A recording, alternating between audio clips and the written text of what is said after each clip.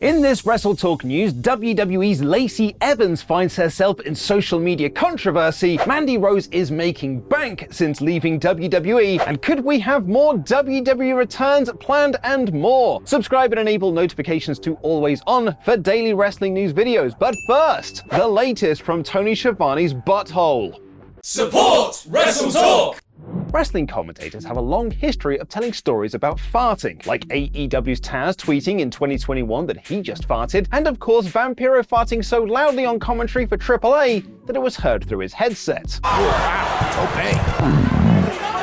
And now AEW commentator Tony Schiavone has revealed via his What Happened When podcast that he creates so much gas while doing commentary for Dynamite that he has a lot of post-show farts. He said, when you talk at a high level as I have been talking and you inhale a lot of air that you have to exhale, by the time we get to the main event, I've got a lot of gas. And after the show, wow. But the question is, well, do they smell? I guess if I got up from my seat and you put your nose right to the seat, you'd think it's stinky. If you have any updates on your farts or clips of other commentators farting while on air, please send them to our breaking news hot desk of @PeteQuinnell on Twitter. But now we gear change to something a bit more serious. Lacey Evans is no stranger to social media controversy. In 2016, she caught heat online for posting a picture of her daughter in what was considered blackface for Halloween. In 2018, indie wrestler Effie revealed that she used homophobic phrases about him behind his back while sharing a locker room. She caught backlash online in October for doing a work shoot angle on Twitter as she shouted at a Canadian police officer that backfired, and recently called out fans for caring more about her cleavage than her attempts to raise awareness about mental health. However, her recent posting on Instagram and Twitter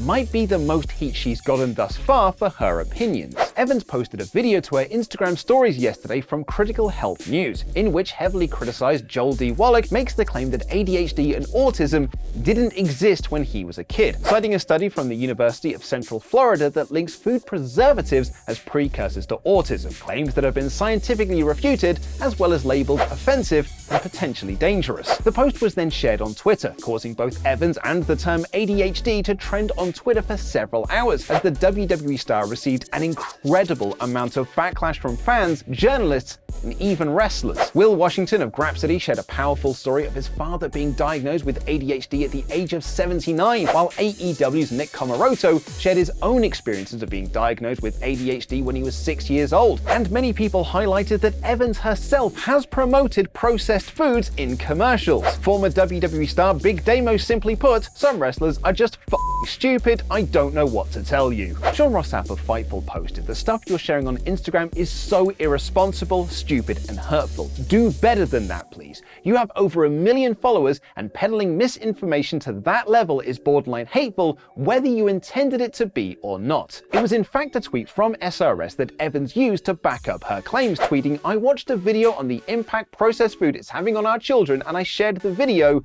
Y'all are insane. Following more backlash, Evans deleted that tweet, but did, however, like a reply from a fan who was making fun of those people offended by her comments. There's no word yet on how WWE have responded to her actions online, or if this has garnered her any heat backstage with her colleagues. But speaking of controversial WWE figures, or in this case a former WWE figure, Mandy Rose's agent has revealed that the former NXT Women's Champion is doing quite well for herself since being fired by the company last week.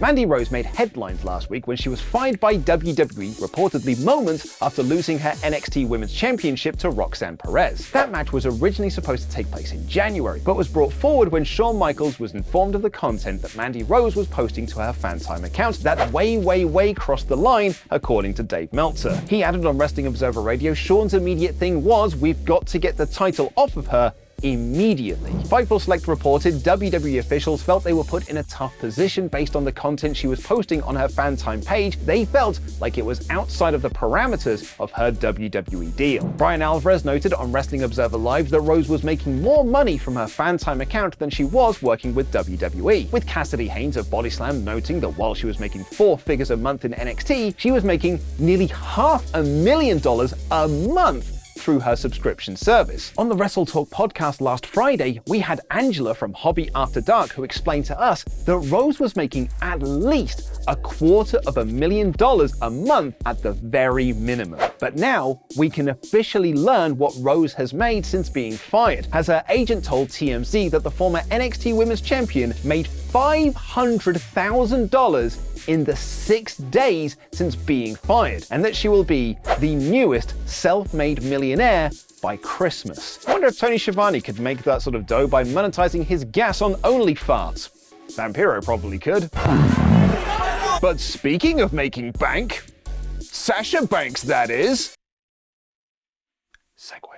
It's being reported that Sasha Banks is currently en route to Japan ahead of her rumored appearance at New Japan's Wrestle Kingdom on January 4th, 2023. Mike Johnson, a PW insider, is reporting that Banks is expected to arrive in Japan today and will be there for several weeks before the event. He adds NJPW is bringing Banks to the event, which will feature IWGP Women's Champion Kairi versus Tam Nakano. Banks is expected to at least make a cameo. Dave Meltzer on Wrestling Observer Radio noted that Banks is making more money than Chris Jericho did during his run with New Japan, which would mean that Sasha Banks is being paid more than $100,000 per appearance. While of course none of this is confirmed, Rocky Romero on Renee Paquette's The Sessions podcast teased that anything is possible when asked if AJ Styles would be at Wrestle Kingdom 17. Which has been teased by Carl Anderson and Luke Gallows. And when asked about Sasha Banks said, "I cannot confirm nor deny at this moment, you never know what could happen. Definitely will be some surprises at the Tokyo Dome." Someone who won't be at Wrestle Kingdom 17,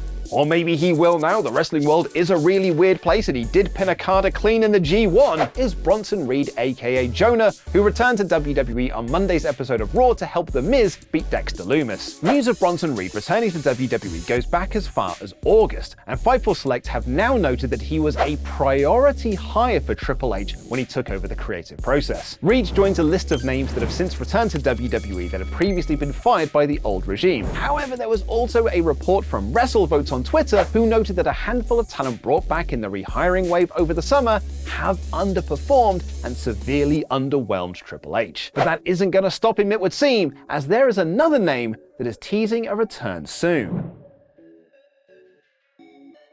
Following Bronson Reed's return on Raw, Sean Ross Sapp of Fightful tweeted, "I don't think we're done with WWE returns," which would make sense as there's been lots of rumor and innuendo about returns since Triple H took over. However, one interesting name liked this tweet, that being former WWE star Eva Marie, which SRS reposted. For what it's worth, Eva Marie's bio also claims that she is a WWE superstar. Eva Marie was released from WWE for a second time in November last year after previously parting ways with the company in 2016. And it would appear a lot of Triple H's creative plans are paying off, as after last week's record low ratings, WWE Raw bounced back with a major ratings win this week. The show was up 15.8% from last week, scoring 1.7 million viewers, which is the best audience it's had since mid-October. The show's pacing around the Bloodline attacking members of the Raw roster also meant that the hourly ratings remained steady, with Hour 1 drawing 1.78 million and barely dropping to 1.76 million for Hour 2. The third hour drew 1.56 million viewers, which is a better audience retention rate than usual. The show also drew a 0.43 in the 18 to 49 demographic, which is up 16.2% from last week. And speaking of draws, it was announced last Friday that Roman Reigns and Sami Zayn would team up for the final SmackDown of 2022 to take on Kevin Owens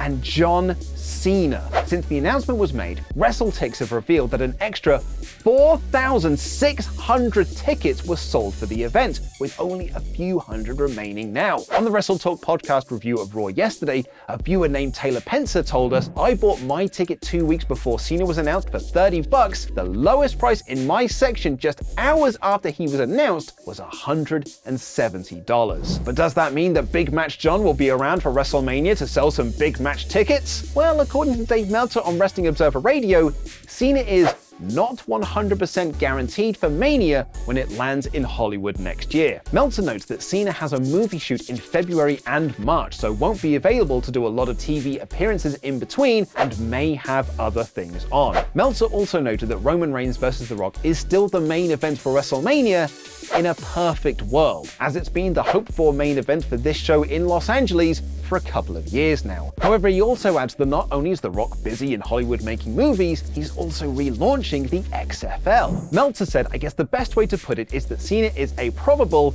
and The Rock is a possible." Meltzer also adds that Steve Austin, who wrestled the main event of WrestleMania this year, lest we forget, is probably the surest of the three in the sense that he doesn't have anything bigger going on. But who is the WrestleTalk Wrestler of the Year? We've got all of our nominations in from our hosts, our website writers, our editors, our $100 backers on Patreons, and members of the wrestling influencer world. And the results are in. Previous winners have included Okada, Hiroshi Tanahashi, Will Ospreay, Drew McIntyre, and Bryan Danielson. But who is this year's winner? Here's a clip. In 9th position, with 20 points across 5 nominations and 1 top level, returning to the top 10, he was 10th in 2020, Chris Jericho. One of the best years of his career, if not the best year. I think so. I think he's had an amazing year in 2022. I've been saying on the Content Club,